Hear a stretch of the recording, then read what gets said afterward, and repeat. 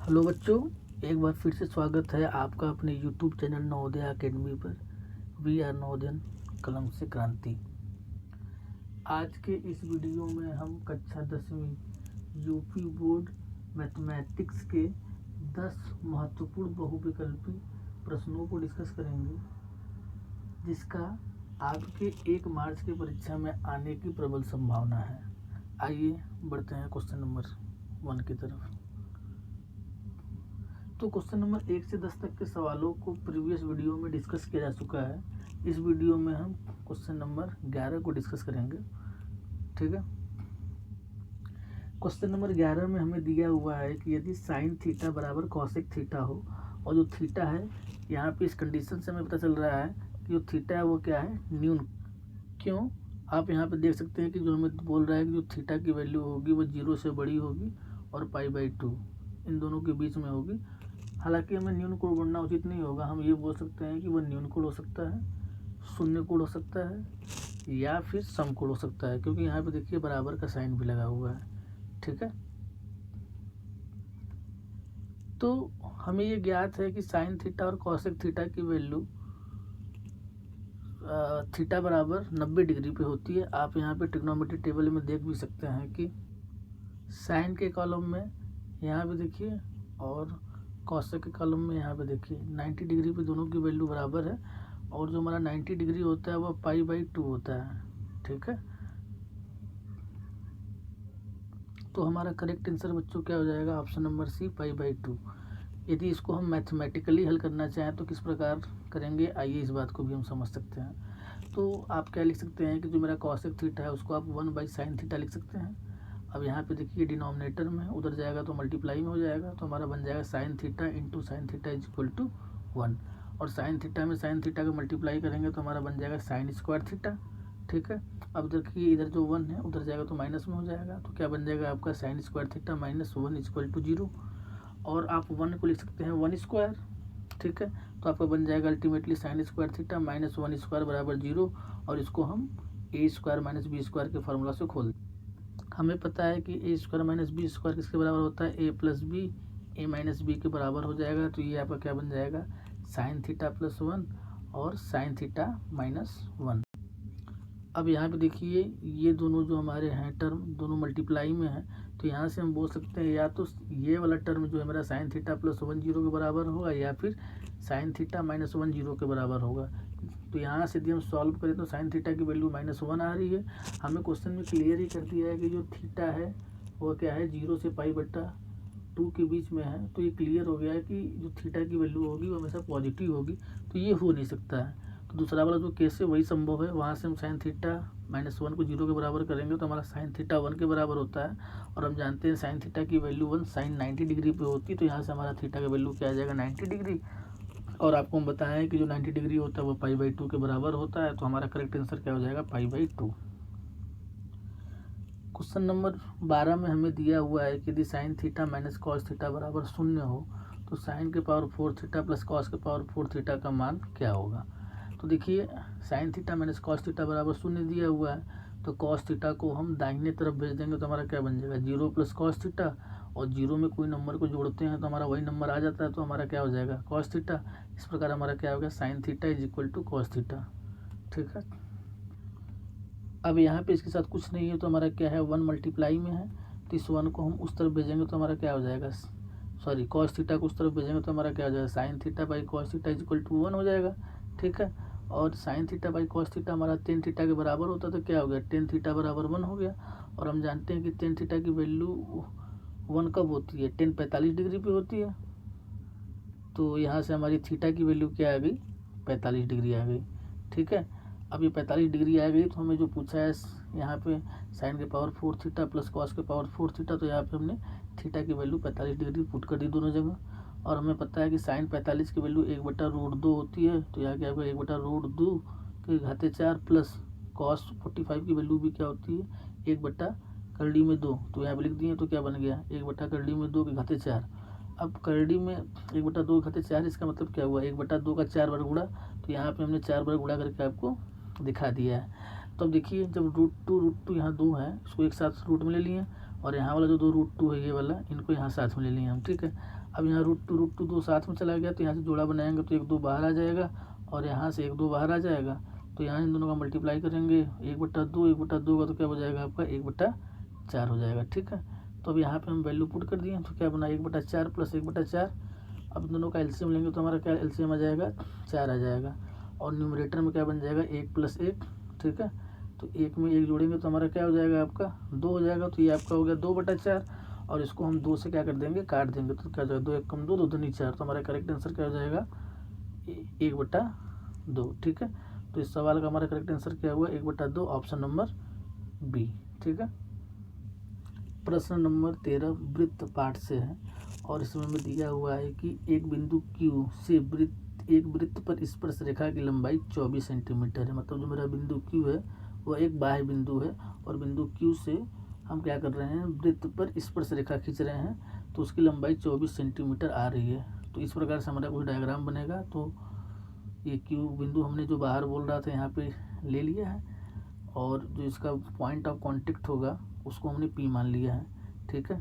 तो हमारा ये 24 सेंटीमीटर PQ की लंबाई हो जाएगी, और इन्होंने बोला है कि Q की वृत्त के केंद्र से दूरी जो है वो कितनी है आपकी 25 सेंटीमीटर है। तो हमारा वृत्त जो है उसका हमने केंद्र O मान लिया है, तो हमारी जो यहाँ से बाहर बिंदु है Q, उससे उसकी दूरी 25 सेंटीमीटर दी है, तो यहाँ पे हमने 25 सेंटीमीटर ले लिया। अब देखिए हमें ये बात पता है कि ये जो हमारा स्पर्श रेखा होती है, और जो स्पर्श बिंदु पर खींचा गया जो हमारा वो होता है क्या त्रिज्या, उन दोनों के बीच में 90 डिग्री का कोण बनता है। अर्थात जो OP होता है, जो यहाँ पे OP है वो PQ पे परपेंडिकुलर है। इस प्रकार हमारा जो त्रिभुज बन रहा है OPQ, ये त्रिभुज कौन सा त्रिभुज हो जा रहा है आपका समकोण त्रिभुज। तो यहाँ पे हम पाइथागोरस प्रमेय लगा सकते हैं। तो पाइथागोरस प्रमेय क्या बोलता है आपका कि आपका जो कर्ण है उसका जो वर्ग होगा अन्य दो भुजाओं के वर्ग के बराबर होगा। तो 90 डिग्री की सामने की जो भुजा होती है वो क्या होती है हमारी कर्ण होती है। तो यहाँ पे जो मेरी ये साइड है QP, ये QP जो साइड है, ये QP साइड हमारी क्या हो जाएगी कर्ण हो जाएगी। तो यहाँ से अकॉर्डिंगली हमारा क्या बन जाएगा OQ² बराबर OP² प्लस PQ²। तो यहाँ पे हमने OQ और PQ की वैल्यू पुट कर दी। तो 25 का वर्ग करेंगे तो हमारा 625 आ जाएगा। वैसे ही हम 24 का वर्ग करेंगे तो क्या हो जाएगा 576 हो जाएगा, ठीक है। तो 576 हमारा इधर प्लस में है, उधर जाएगा तो माइनस में हो जाएगा। तो हमारा बन जाएगा OP² बराबर 625 माइनस 576। हमने इसको अरेंज करके जो हमारा वेरिएबल वाला पार्ट है उसको LHS लेफ्ट हैंड साइड में भेज दिया है। तो यहाँ से हम OP निकालेंगे तो ये 49 आ रहा है, और यहाँ पे देखिए हमारा वर्ग था, इधर जाएगा तो वर्गमूल में बदल जाएगा, और 49 के दिन हम गुणनखंड करें तो क्या आएगा 7 × 7 आएगा। तो यहाँ से हमारी जो OP की लेंथ है वो कितनी आ जाएगी 7 सेंटीमीटर। इस प्रकार हमारा इस क्वेश्चन का सही जवाब क्या हो जाएगा वृत्त की त्रिज्या क्या होगी 7 सेंटीमीटर, ऑप्शन नंबर ए। अगला सवाल भी हमारा वृत्त पार्ट से ही है। तो हमें यहाँ पे एक बाह्य बिंदु दिया हुआ है P, और हमें पता है कि बाह्य बिंदु से किसी वृत्त पर 2 स्पर्श रेखाएं खींची जा सकती हैं जो यहाँ पे PA और PB हैं, और इन स्पर्श रेखाओं के मध्य का जो कोण बन रहा है वो हमें 80 डिग्री दिया हुआ है। तो हमसे कोण POA का मान पूछ रहा है, ठीक है। तो हमारा जो डायग्राम बनेगा इसके अनुसार ऐसा कुछ बनेगा। हमने इस वृत्त का केंद्र O मान लिया है, और हमें ये वाला एंगल 80 डिग्री दिया हुआ था। तो यदि आप ध्यान से देखें तो जो मेरा ये बन रहा है A, O, B और P, ये क्या है आपका चतुर्भुज है। चतुर्भुज के चारों कोणों का योगफल क्या होता है 360 डिग्री। तो हमने यहाँ पे उसके अकॉर्डिंग एक इक्वेशन बना दिया हुआ है, और हमें ये पता है कि स्पर्श रेखा है, और ये वाला क्या है स्पर्श बिंदु पे खींचा गया क्या है आपका त्रिज्या है। तो ये डिग्री इसे ये जो एंगल बन रहा है इनके मध्य का वो 90 डिग्री का हो जाएगा। तो अकॉर्डिंगली यहाँ पे वैल्यू पुट कर दी गई है। तो एंगल AOB जो ये है हमारा दोनों त्रिज्याओं के मध्य का कोण, इसकी वैल्यू क्या आ जा रही है आपकी 100 डिग्री आ जा रही है, ठीक है। अब हमसे तो AOB का मान पूछा नहीं था, तो हमसे किसका मान पूछ रहा था इस वाले कोण का मान पूछ रहा था जो क्या है AOP, ठीक है। तो अब हम इस बात को भी जानते हैं कि जो मेरा बाह्य बिंदु होता है और जो वृत्त का केंद्र है उसको मिलाएं तो ये जो रेखा होती है ये रेखाखंड जो है हमारी इस कोण को क्या करती है समद्विभाजित करती है। तो ये दोनों कोण बराबर हो जाएंगे। तो यहाँ से 2 टाइम्स ऑफ एंगल POA जो हो जाएगा वो एंगल AOB के बराबर हो जाएगा। तो यहाँ से POA का मान क्या आ जाएगा आपका 50 डिग्री। ठीक है, तो हमारा करेक्ट आंसर क्या हो जाएगा ऑप्शन नंबर डी। ठीक है, नेक्स्ट क्वेश्चन में हमसे पूछ रहा है कि एक त्रिज्यखंड है जो वृत्त के केंद्र पे थीटा डिग्री कोण को अंतरित करती है, तो उसका क्षेत्रफल क्या होगा। तो ये तो बहुत सिंपल सवाल है। तो त्रिज्यखंड द्वारा वृत्त के केंद्र पे यदि अंतरित कोण का मान थीटा हो तो उसका क्षेत्रफल हमारा क्या होता है, थीटा बटा में 360 डिग्री गुणित पाई आर स्क्वायर होता है। लेकिन यदि आप ऑप्शन चेक करेंगे तो देखिए यहाँ पे थीटा अपन 360 डिग्री है, लेकिन यहाँ 2 पाई आर है। तो ये तो यदि उसका पूछता हमसे कि लंबाई कितनी होती है चाप की, तब ये सब फार्मूला होता हमारा। तो यहाँ पे इन्होंने क्वेश्चन में थोड़ा सा हमें मॉडिफाई करना पड़ेगा। तो देखिए पाई आर स्क्वायर होना चाहिए, तो पाई आर स्क्वायर इधर है ऑप्शन नंबर सी में और इधर है ऑप्शन नंबर बी में। तो हमारा करेक्ट आंसर क्या होगा, ऑप्शन नंबर बी होगा। आइए इसको समझ लेते हैं। तो इसके लिए हमने क्या किया, इसके अंश और हर दोनों में 2 से गुणा कर दिया। तो 360 में 2 से गुणा करेंगे तो क्या बन जाएगा आपका, ये 720 बन जाएगा। और 2 का पाई आर स्क्वायर गुणा में करेंगे तो क्या हो जाएगा 2 पाई आर स्क्वायर। ठीक है, नेक्स्ट क्वेश्चन में हमें एक पाइप दिया है जिसका व्यास क्या है आपका 4 सेंटीमीटर है और उसकी लंबाई 20 सेंटीमीटर है। तो इस पाइप में प्रयुक्त धातु का आयतन पूछ रहा है। ठीक है, और वो हमें आंसर किसके टर्म में बताना है, पाई के टर्म में बताना है। तो जो हमारा पाइप होगा वो आपका क्या होगा, बेलनाकार होगा। ठीक है, तो सर्वप्रथम यहाँ से व्यास के मदद से हम क्या करेंगे, उसकी त्रिज्या निकाल लेंगे। तो हम जानते हैं कि व्यास बराबर क्या होता है, 2 गुणित त्रिज्या होता है। तो हमारे यहाँ से त्रिज्या क्या आ गई, 2 सेंटीमीटर। और जो हमारी पाइप की लंबाई हो जाएगी वो क्या हो जाएगी, आपकी ऊंचाई के बराबर हो जाएगी। तो मेरी एच क्या होगी, 20 सेंटीमीटर। तो हमारा जो बेलन का आयतन होता है वो क्या होता है, पाई आर स्क्वायर एच। तो हमने यहाँ पे पुट कर दिया। तो देखिए हमने यहाँ पाई की वैल्यू गलती से 22/7 रख दी है, परंतु हमसे पाई की टर्म में लाना है। तो फिर नेक्स्ट लाइन में मैंने उसको पाई लिख दिया है। और आर की वैल्यू और एच की वैल्यू अकॉर्डिंगली पुट करने पर हमारा क्या हो जा रहा है, 4 गुणित 20 हो जा रहा है। और 4 में 20 से गुणा करेंगे तो आपका क्या हो जाएगा, 80 पाई सेंटीमीटर क्यूब। अगले सवाल में हमसे पूछ रहा है कि आर त्रिज्या के ठोस अर्धगोले का कुल पृष्ठीय क्षेत्रफल क्या होगा। तो यहाँ पे उन्होंने कुल पृष्ठीय क्षेत्रफल की बात किया है, तो वो क्या होगा आपका 3 पाई आर स्क्वायर। ठीक है, ये आपका अर्धगोला है। तो और हम संपूर्ण गोला लेते हैं तो उसका पृष्ठीय क्षेत्रफल क्या होता है, संपूर्ण पृष्ठीय क्षेत्रफल 4 पाई आर स्क्वायर होता है। तो अर्धगोले का आपका क्या हो जाएगा, 2 पाई आर स्क्वायर, क्योंकि इसी को हमने 2 से क्या कर दिया, भाग कर दिया। ठीक है, समझ में आया।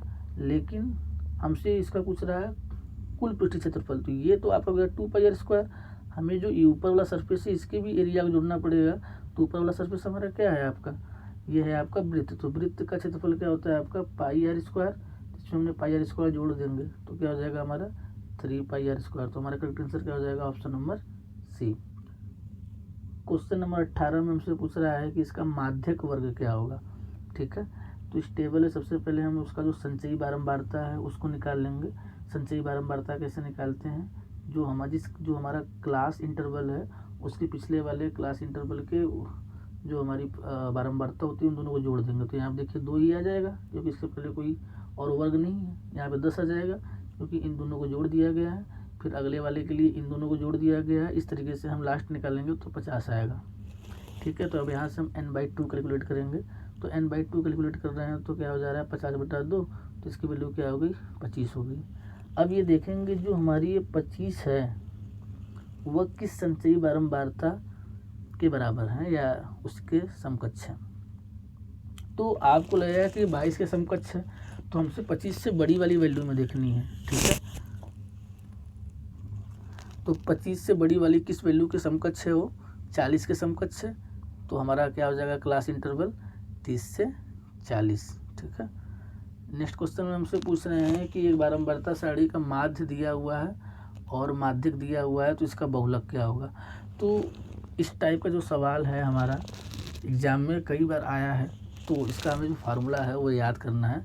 फार्मूला हमारा क्या होता है, बहुलक बराबर 3 माध्यिका माइनस 2 माध्य। तो अब यहाँ पे ये देखना है आपको, देखिए जो माध्यिका है वो सेकंड वाली वैल्यू है, तो सेकंड वाली वैल्यू के संगत वैल्यू क्या है आपकी 35 है। तो यहाँ पे पहले 35 रखेंगे क्योंकि उन्होंने आगे पीछे दिया है। फिर माध्य की वैल्यू 30 है तो यहाँ 30 रख दिया। तो ये मल्टीप्लाई करेंगे तो 105 हो जाएगा, ये 60 हो जाएगा, और सब्ट्रैक्ट करने पे बहुलक की वैल्यू क्या आ रही है आपकी 45 आ रही है। ठीक है, नेक्स्ट सवाल में हमसे पूछ रहा है ये, यदि एक निश्चित घटना है तो उसकी प्रायिकता क्या होगी। हमें पता है कि जो निश्चित घटना होती है उसके घटित होने की संभावना 100% होती है। 100% का मतलब क्या हुआ, 100 बटा में 100, 100 से 100 काट देंगे तो क्या आंसर आएगा आपका 1 आएगा। तो हमारा करेक्ट आंसर क्या हो जाएगा 1 हो जाएगा। अगर हमसे पूछता है कि अनिश्चित घटना जो है इम्पॉसिबल इवेंट है तो उसकी प्रायिकता क्या होती है 0%, तो उसका जो प्रायिकता 0% यदि इसको वैल्यूम निकालेंगे तो क्या हो जाएगा 0 हो जाएगा। ठीक है, हमें ये भी पता है यदि कोई इवेंट है तो उसके घटित होने की जो प्रायिकता होती है वो 1 से 0 के बीच में होती है, जहाँ पे 0 और 1 दोनों ही क्या होते हैं इंक्लूडेड होते हैं। ठीक है, इस बात को भी हमें क्या करना है दिमाग में रखना है।